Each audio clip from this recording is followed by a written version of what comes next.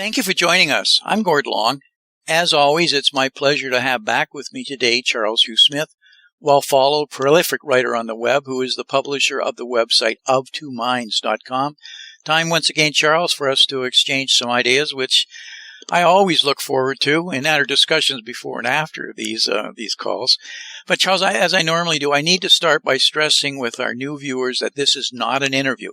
We do these videos as a way of us productively dialoguing what we see to be the important trends we're identifying and simply make our synthesis discussion available to the public for those that might be interested or want to contribute comments. And by the way, we really value your comments, your constructive criticism, because we learn as much from that as we've done in doing the research for these videos.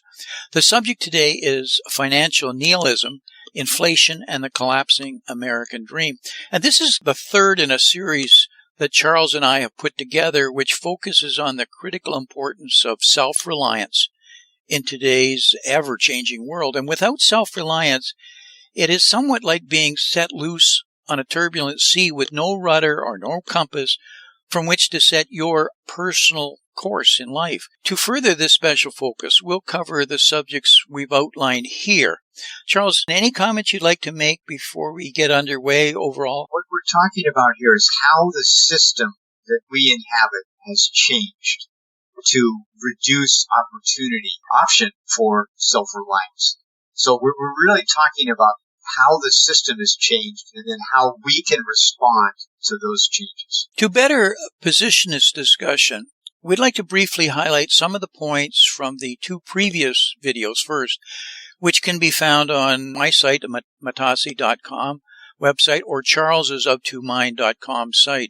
This chart I'm showing here highlights the path Charles and I actually laid out back in 2012, where the pressures of both collectivism and complexity, which are shown on these two axes, were likely to take us. And it turned out to be very prescient and has guided us with many of our sessions and thinking over the years, either directly or indirectly, and it evolved and is still evolving. We can actually extend these axes even further up as it keeps moving towards what I'll call the regulatory state. We highlighted where these pressures have led in the previous videos to statism and the regulatory state, today's corporate monopolies and financial regulatory, I'll call it regulatory arbitrage, and importantly, today's subject, societal changes in reducing your choices. And we attempted to separate individualism from democracy, from collectivism, so we understood the difference in what it meant. And we need to understand we're fighting pressures coming from large corporations today in the form of big tech, big media, big pharma, or simply big business that is trying to reduce their global complexities through reducing variances and options as a way of reducing costs, which invariably leads to reduced choices for all of us. And choices not only in consumer goods, but also in the information we're exposed to, and maybe even the career choices you feel are available to build your life on. And to understand the corporate pressures themselves is to understand things such as technology development, demographic changes, globalization, and, important to this discussion, corporate requirements for labor flexibility, gig work, that sort of thing, outsourcing that they've been doing for years and how they do it. As influential, however, and pervasive as corporations are, they are far from being the only choices you have. You make the critical choices regarding your life, not them. But it takes self-reliance to both identify those choices and follow your vision and how you want to spend your life, and to be an individual and to not feel constrained by the pressures of collectivism. And dependence is the hidden controlling dimension in today's evolving world, as we're showing here. There are all sorts of avoidable traps put in place both by corporations and governments that only self-reliance will shelter you from. Charles, any comments so far on what I've said? We use the word collectivism. What we're really talking about is what choice do you have? How much do you control in your own life? And as our slide here says, who gets to decide what you do, you or someone else? And so when the options available are reduced in number, and then we have less control. And so we have to, what self-reliance teaches us is we can't just follow the herd. That used to work, that you could just do what the herd was doing, go to college, get a regular job, and you could afford to buy a house, and so on. That pathway is basically been closed. You cannot follow the herd and then have a nice, stable, easy life where you have a family and home ownership. You're going to have to carve your own path. And so that's kind of what we're talking about. And it's becoming more and more difficult because the choices available to us are reduced. Just as we don't really have a choice in consumer goods, we can't really buy a good quality product anymore. All we have is a choice of low quality products.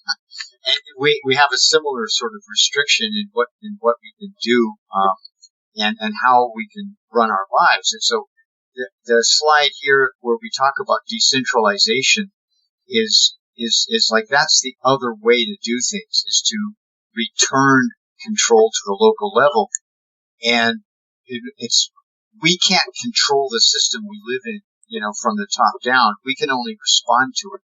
But so Gordon and I are talking about what we see as the necessary changes in the system, which is to reduce the collectivism and restore the decentralization. But we're left also with choices as individuals. And so as we move through the program, we'll be talking about both what we see as systemic problems and then what we can do as individuals in response to that. So what we're going to talk about is financial nihilism, populism, and inflation. Before I continue on that, I need to give a shout out to two people who've assisted us with their thinking here as we're going to go through this today. Is Dmitry Kovanets, who's the host of the Hidden Forces podcast, who first introduced the concept of financial nihilism about 2.5 years ago, and Travis Kling, the founder and chief investment officer of Hagagi Asset Management, a crypto asset hedge fund, who put together some of the slides we're going to use because we found them quite valuable, some economic slides. Financial nihilism is about the idea that the cost of living is strangling most Americans. It's that simple. That upward mobility opportunity is now out of reach for increasingly more people. That the American dream is mostly a thing of the past. Generally, there are exceptions, but bigger statistical numbers for people. And that the median home price divided by median income is at a completely untenable level. And the basics of having a family is having a home. And the basics of life is having a family. Most people would consider it that way anyway. But this goes hand in hand with populism. And populism is a political approach that strives to appeal to ordinary people who feel that their concerns are being disregarded by the established, if you'd call it, elite groups. The underlying drivers of financial nihilism and populism are actually the same. Basically, the system's not working for you. It's not working for me. There's something wrong. The system no longer is functional for me, and therefore I have to try something very different to have any level of success or to have a life. And what is fostering this sort of thinking? What is the central driver? And the bottom line of that is it's about wealth disparity, which is the worst that we have seen since at least the Gilded Age at the turn of the last century in America, and is probably maybe even worse, because back then people had the farm that people could continue to live on and survive on as family units. You don't have anything anymore, including a pension in most cases. So, well, the American middle class and lower class is now represented by these two arrows I'm showing here on this pie chart. It represents the bottom 85% of the population. We're now clearly in an era of the haves and the have-nots, and dominated by the have-nots. And the young people are in that crowd today. Not all. Again, I'm being maybe too generalized here, but the statistics bear out what I'm saying. And according to the recent independent study that was just put out here last week by a organization outside of the United States, studying the United States, by the way, because we don't see these numbers or broadcast in any big way in America for some reason. A family of four in the U.S., they felt, now needs to make $177,000 annually to live a comfortable life. Now, they didn't define a comfortable life, but we can imagine that that is kind of like the Ozzie and Harriet of old, for those that might remember that on TV with shows like Leave It to Beaver. This all-encompassing, happy family life that had all of the things that go with it. Most Americans do not make enough money to live that comfortable life in a highly inflationary environment that we find ourselves in today. The study reveals the stark contrast in the cost of living between states. The study reveals that in most expensive states, families need nearly $300,000 to simply live comfortably. The study reveals that the least expensive states require about half that salary, but still over $100,000.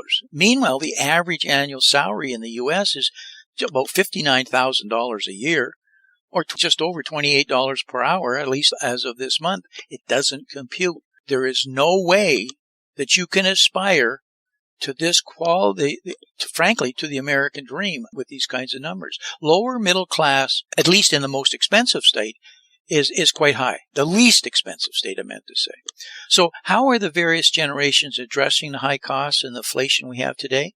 Well, they're all different. Boomers are wealthy enough to spend freely. They're traveling and spoiling their grandkids. Many of their kids and grandkids, however, need their help financially. Gen Xs are still working, paying for kids in college, and worried about unfunded retirement income needs. The millennials and Gen Zs are the ones in most difficult problems, and they appear to at least to have somewhat given up on the American dream and are simply borrowing and spending freely. And according to The Economist, their research, and I quote them here, the U.S. consumers are so demoralized by inflation and high rates, they have given up on savings for the American dream and are spending money instead. The research shows an increasing concern is about growing despair. Amongst advanced economies, the deterioration in pay, job stability is actually quite unique to the United States, the degree to which we have it. In the past 4 decades, Americans without bachelor's degrees, the majority of the working age population, have seen themselves become ever less valued in our economy. The degree is becoming almost worthless in a lot of cases, depending obviously on the degree. Their effort and experience provide smaller rewards than before, and they encounter larger periods between employment if they don't lose their jobs, because jobs are going away all the time, changing. It should come as no surprise that fewer continue to seek employment, and that succumbs to more despair. Here's the point. The problem isn't that people are not the way they used to be. It is that the economy and the structure of work are not the way it used to be. This has led to devastating effects on the family and on community life. This is what we read more and more about. YOLO, you only live once, BHLP, buy now, pay later, and increasingly using the stock market to try and get ahead by using instruments that many professionals would consider nothing more than straight-out gambling instruments like daily option strikes. We've given up, so we're just kind of buying the lottery ticket, hoping for the best. Any comments so far? A lot of materials there, Charles, but any comments on any of this? I just think that the slides that you've presented here really tell the story of how opportunity has declined, because the cost of assets that were once within reach, mainly the family house, have now come out of reach because of the changes such as globalization and financialization that you and I have discussed. And so if you can't afford to own a home unless you're wealthy, then something is seriously broken. And so how do we respond to this? And that's where our last agenda item is the application of self-reliance. Exactly, Charles. Before we get to that, the application, because there are answers and there are solutions. I thought I would take you through some numbers, and I ask you to bear with me as I go through some charts here, a number of them, because I think it'll make the message absolutely clear. Self-reliance is becoming more important than ever before to solve these problems shown in this chart. The chart here of medium home prices to medium household income could be considered the single most emblematic symbol of financial nihilism that I've seen. Anyway, you can see boomers and Gen X bought all the houses at about 4.5 times annual income. Then subprime lending fueled the housing bubble and the bubble collapsed. Not long after, millennials entered the workforce and got to the point where they could start buying houses, but at 5.5 times annual income. Then COVID happened.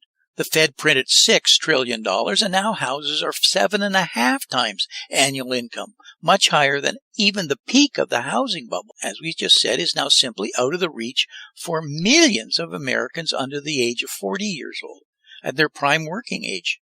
Let's look at the share of total real estate value by generation in the United States. From 1989 to 2023, we see that the total value of U.S. real estate held by households went from $7 trillion to $45 trillion, nearly a 7 times increase. In 2020, when the youngest millennials turned 25, millennials held 13% of the total real estate value. In 2005, when the youngest Gen X turned 25, their share of housing wealth was 17%.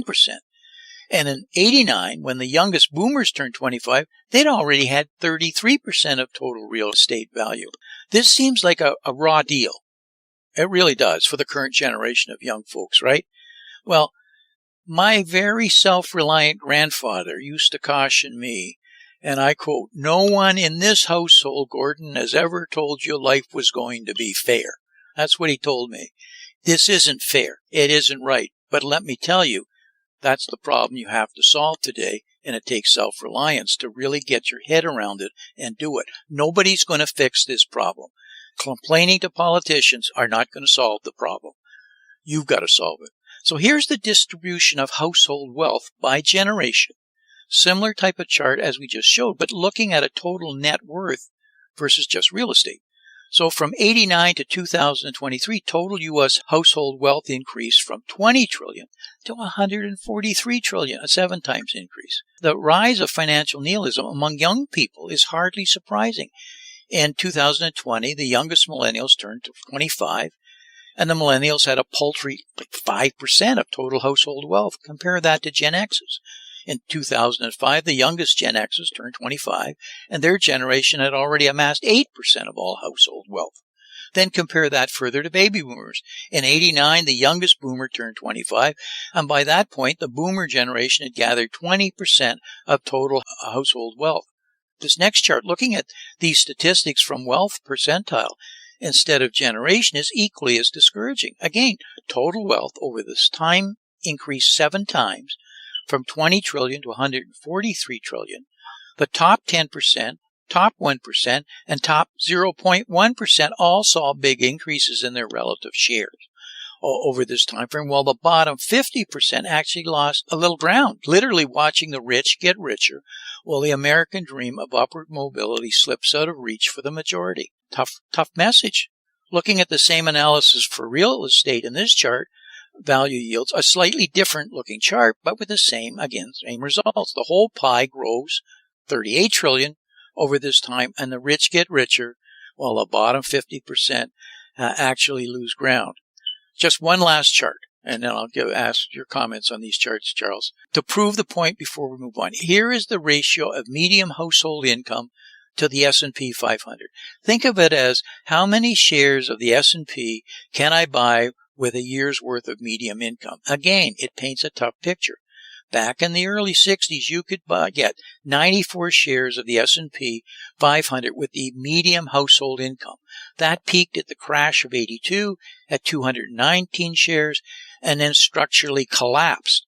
The stock market is getting less and less affordable for the average American. That's the setup. The boomers have all the money. The rich have been getting richer, while the poor are getting poorer. The American dream of upward mobility has been slipping out of reach for increasingly more people. So if you're like the large majority of Americans and you're on the wrong end of this, what do you do about it? And that's where we're going next. Charles, comments on any of those quite instructive charts? Those really paint a picture, Gordon, of the demographic inequality and the inequality of the rich getting richer. And I just want to make a quick point that for the younger generations, that plays out in who gets a leg up because of family wealth. And so if you have a family situation where your parents can pay for your college and give you a used car, and maybe you enter a family business, obviously you have a great advantage over people who have to borrow a fortune to go to college, who don't have the support or the entry into an existing profession or enterprise. So that is another factor that we're discussing, is that the playing field is not level on multiple levels. And so if you're going to make it and reach a secure livelihood that is satisfying to you and gives you financial security, you're going to have to do it by different means, because you're competing against people who have huge advantages that you don't. And so that's also one of the factors in self-reliance that we're going to discuss. Is what can you do if you don't have all those privileges and entitlements or the leg up of family wealth? There are two things that jumped out to me when I looked at these charts. Good news, bad news. The bad news is you're being forced to take much bigger risks today than ever before. You feel driven to take bigger risks to try and leapfrog from your current financial position. Living paycheck to paycheck, buying homes feels nearly impossible, saddled with student loans, salary increases not keeping up with expense increases, to do something or to make something happen to make everything more tenable. So you gamble.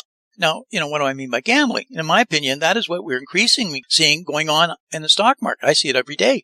No more obvious than in the explosion of meme stocks and daily options and other get-rich, highly leveraged tools dreamed up by Wall Street sharks preying on the newbies. It isn't just the financial markets, but explosion in online sports gambling that I'm seeing just literally running amok.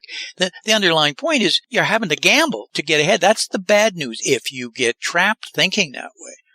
The other side of it is you have to start looking for what it means in the way of opportunities, thinking outside the box. What are the applications of self-reliance in this kind of doomy, not hopeless, but reality that's facing everybody, from boomers through more so to the millennials and Gen Zs? First, you got to start with understanding the future of corporate work in a specific manner. To do that is essential to consider the four major factors that will impact the future of work coming from these corporations. Technology progress, IT platforms, the sharing and knowledge economy. It's a driver. Demographic, social, environmental changes, a driver. They're not just words. You have to understand what they mean.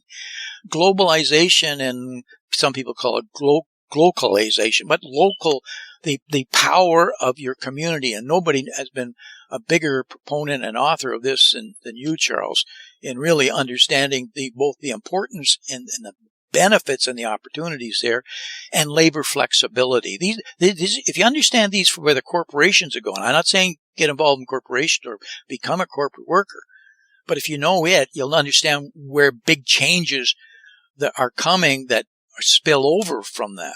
So, but what you have to remember and is that 85% of the U.S. workforce is actually small business proprietorships. They're not corporations.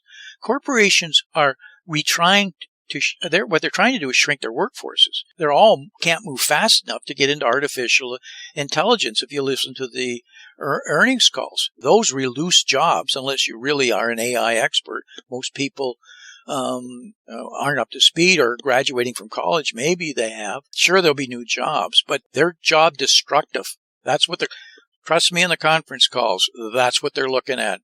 Reducing labor costs. As my grandfather, again, I apologize, also advised me. He said, Gord, always fish where the fish are. They survive by adapting. Your approach must also. In other words, you have to adapt to survive. That's what life animal kingdom has taught it. If you don't adapt, you become the prey. If you adapt, you become the hunter. And that means changing, but as much it means really understanding the environment and the common sense of how it might evolve and how you can take advantage of it. And because we have a vastly different job market, as I show here. Here is the creation of new opportunities while transferring traditional careers through automation, artificial intelligence, emerging industry, soft skills such as emotional intelligence, critical thinking, problem solving. These are not words. These are things you really need to get up to speed on or understand or learn about. And those who are willing to adapt and learn will be the ones who thrive in the job market of whatever the job market, or it doesn't have to be a job, employment, occupation, passion. Maybe we shouldn't use a word like job, your passion that can generate revenue. It's important to start developing new skills, stay ahead of the trends, and be ready for the changes that are ahead. And if there's one rule, Charles, and you said it, you must think outside the box. Never before has it demanded that you think outside the box to find ways to acquire property and income streams without mortgaging your life away or giving up. It isn't easy by any means, but younger people must look outside the usual status quo pathways for solutions. And I'm showing here a chart I want to go through of just some out-of-the-box kinds of thinking. But before I do, Charles, any comments on anything so far? No, I think you've summarized it very well. And your next slide gives people some options for what we mean. These are not magical, and frankly, they're not even really out of the box. They're just some basic common sense here. We're going to see, and maybe you should consider trades. We're seeing an explosion in trade school applications, which are rising, which pay extremely well, whereas college applications are falling. There are many people that should go to college. There are many people that shouldn't go to college, not because they can't graduate college. It just isn't going to deliver the lifestyle and the money and the opportunities that a trade. There is huge money that can be made in many of the trades, desperate for people. They can't get enough of them right now because people are retiring. Proprietorships. Boomers are retiring, and their children don't want to work in the business that they created. They're not interested. They've got some other kind of career path. So what does the boomer do with his business? They can't find buyers with capital are willing to work with them. If you approach them, maybe instead of sending out resumes to corporations, you should be finding these guys that are trying to sell these business. Maybe they'll give you a partnership in it if you work to own, because they can't sell the business at a real amount of money that they need. But you working and keeping it going and sharing in the profits is a career, a very good career for you and one for them. There are all sorts of them. Don't underestimate how many small businesses in America are bought by boomers who are trying to get out under them right now. And some young person can come along that's got some common sense and they'll invest in you. It's their only way out. So there's those proprietorships, but there's small business owners and operators that have to get out because of health, age, or family reasons. They're farmers and ranchers and fishermen. All these classic occupations are shortages of people. Now, maybe you don't want to do the work of those, but there's also other elements that are springboarding from it. Again, these are shortages. These are scarcity kinds of issues. We're seeing professionals that are trying to retire that are healthcare professionals, nurses, therapists, doctors. It's a huge issues in hospitals because so many of them are retiring in such a short period of time, specifically from COVID. They can't get nurses and therapists. I don't know how many people I've talked to. My wife's in the field where they're just crying out. There's no reason, if you've got any of those kinds of skills, again, it's going to take some education, that there aren't opportunities that pay really well with great benefits. And emerging opportunities. There's severe shortage, I said, in nursing homes. They're not building nursing homes for home care service businesses. I don't mean just doing it. Businesses to supply it. I'm not talking about assisted living. I'm talking about nursing homes. They're shutting them down. It's going to take home care. Where are all the multitude of businesses for home care to deliver that? I can remember when something called child care started coming into existence as women went back to work. And now it's a thriving industry. But at the time, people were phoning around trying to find anybody that could help them. We're in the same boat with the issue with nursing homes. Rental housing. We have a massive 15 million of immigrants now coming into the country who have to live somewhere. They're going to end up with rental properties. Maybe they're subsidized by the government. But the explosion in rental properties is going to mean, doesn't mean you have to be a landlord and have the money, but property management. It requires people in management, people to run them, manage them, collect rents, fix things, hire janitors and caretakers or whatever, but there's business. I just picked these, I wrote these down in 10 minutes. So if you've got weekends to really start skinning these apples, they're there, but you got to get outside the box. Any comments on any of those opportunities or some that you're seeing, Charles? I would just add, Gordon, that the life is much more complicated now than it was in past generations. And so there's more demanded of anyone who's going to run an enterprise or take over a small business or start a small business. There's, as you've discussed, the regulatory state is very real. As soon as you actually start trying to run a legitimate, legalized business, right, you need to keep up on so many different issues and wear a lot of different hats. And so I've been self-employed for most of my life and run businesses. And Gordon, you've run and started many businesses yourself. And so I don't want to sugarcoat what we're presenting. But what we're trying to say, I think, in summary, is there is a tremendous amount of work that's valuable, that's in the real world. It's not being a TikTok influencer or trading 0-day options. It's like the real world work. And culturally, we've sort of denigrated the real world work. We've lost touch with that. We sort of glorify people who start some tech business and then sell it for $100 million or something. And we've sort of forgotten that the real world work is what really matters in terms of daily life. And it also has meaning. In other words, you're providing a service to your customers or clients or to the public. And we've sort of lost track of what the source of meaning is, that just trying to get rich is actually a sort of impoverished goal.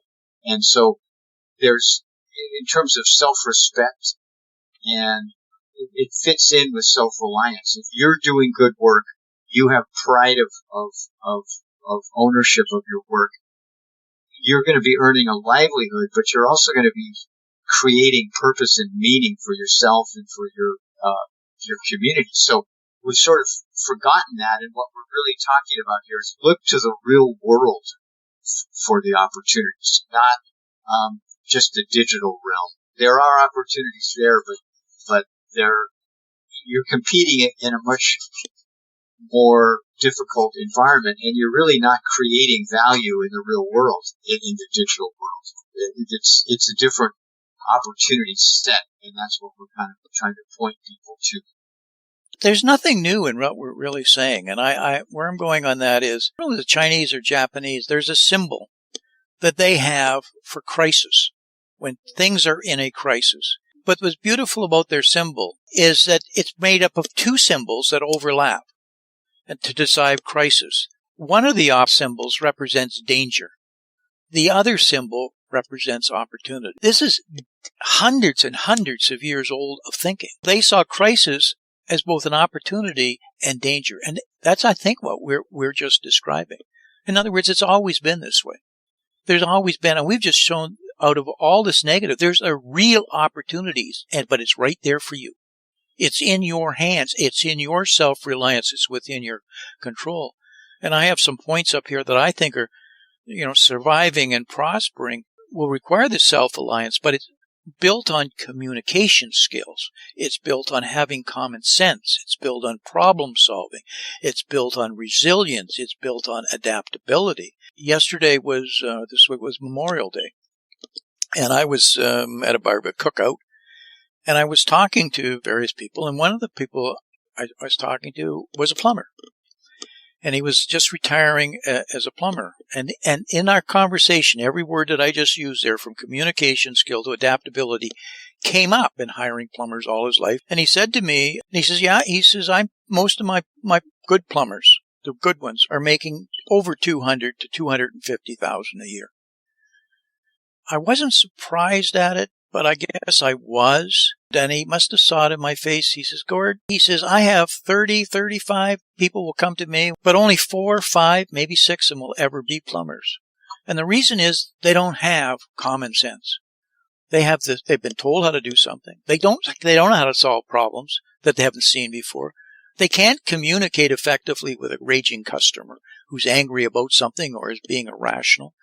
They aren't resilient. They get frustrated and all of a sudden they're a problem coming to work, or they just don't adapt because the plumbing system everything's changing because the regulations are changing, and then when the job inspector comes in and suddenly you didn't realize something and you're always in change. He says, I can't change. So even a lot of these jobs that are laying there require skills that you don't learn in college. You learn by being in the real world, and that's the real application. But you have to be also willing and expecting to do a lot of different things because opportunities happen. They happen by you meeting other people. They happen by your learning, and you meet somebody else and they want to start a business, or by word of mouth they find you're a good worker and the opportunity. So you may have to take gig work. You may have to do contract or lease work that leads to these opportunities, but you're going to need these skills I just described. That's really one of the key messages I'd like to leave with everybody, if they're still listening to us there, Charles. Your closing comments, Charles? Yeah, I would just add to your list that I covered what I considered 8 essential skills in my book, Get a Job. And they're fit in with what you've outlined here, which is there are the 8 skills that I described, one of which is communication. These are skills that you need whether you're a plumber or a web developer or a marketing person. Regardless of your field of endeavor, these 8 skills will serve you, and that they will allow you to change careers because, as we all know, the economy is changing so rapidly that many of us will change careers many times in our lives. And so if you have the essential foundations that Gordon just described, it enables you to switch careers much more easily than if you lack these kind of experiential skills. My tenets of self-reliance that pay off in eras of rapid change are own your skills, experience, and work.